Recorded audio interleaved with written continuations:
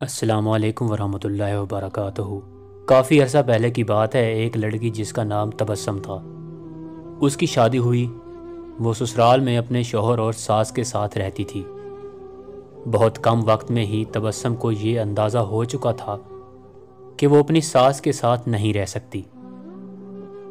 ان دونوں کی شخصیت بالکل مختلف تھی اور تبسم اپنی ساس کی بہت ساری عادتوں سے پریشان تھی۔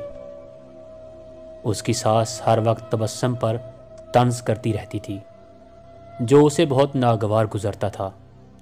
آہستہ آہستہ دن اور پھر ہفتے بیت گئے، لیکن تبسم اور اس کی ساس کی تکرار ختم نہ ہوئی۔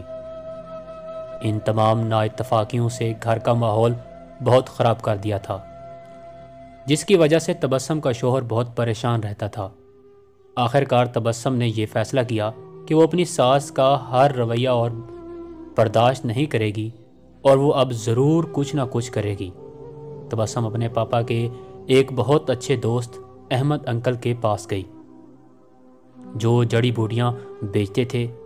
تبسم نے انہیں ساری کہانی بتائی اور ان سے کہا کہ وہ اس کو تھوڑا سا زہر دے دیں تاکہ ہمیشہ کے لیے یہ مسئلہ ختم ہو جائے۔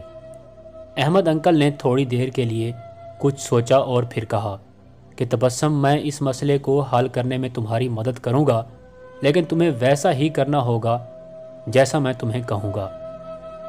تبسم راضی ہو گئی۔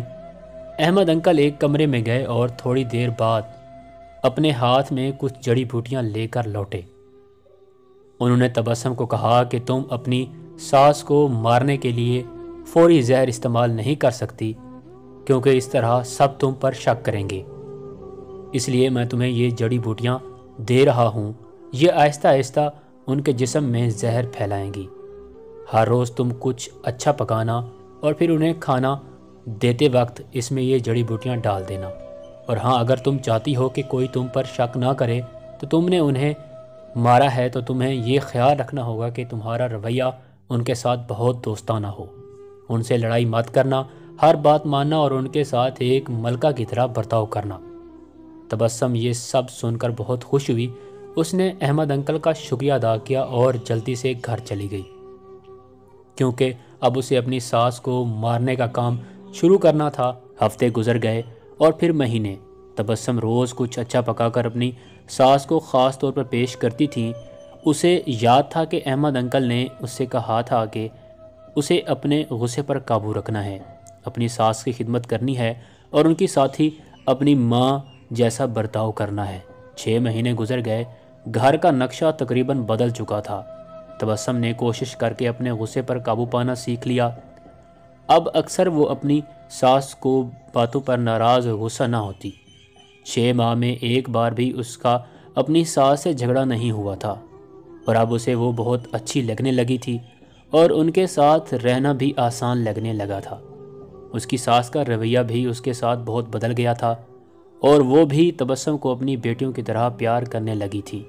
وہ اپنے سب ملنے والوں کے درمیان تبسم کی تعریفیں کرتی تھیں۔ تبسم اور اس کی ساس دونوں اب ایک دوسرے کو ماں بیٹی کی طرح سمجھنے لگی تھیں۔ تبسم کا شوہر بھی یہ سب دیکھ کر بہت خوش تھا۔ ایک دن تبسم پھر احمد انکل کے پاس آئی۔ ان سے کہنے لگی کہ آپ مجھے طریقہ بتائیں کہ کیسے میں اپنی ساس کو اس زہر سے بچاؤں جو میں نے انہیں دیا ہے۔ وہ بہت بدل گئی ہیں، میں ان سے بہت پیار کرتی ہوں اور میں نہیں چاہتی کہ وہ اس زہر کی وجہ سے مر جائیں جو میں نے انہیں دیا ہے۔ احمد انکل مسکرائے اور کہنے لگے کہ تمہیں ڈرنے کی ضرورت نہیں، میں نے تمہیں زہر نہیں دیا تھا، بلکہ جو جڑی بوٹیاں میں نے تمہیں دی تھیں وہ وٹامن کی تھیں تاکہ ان کی صحت بہتر ہو جائے۔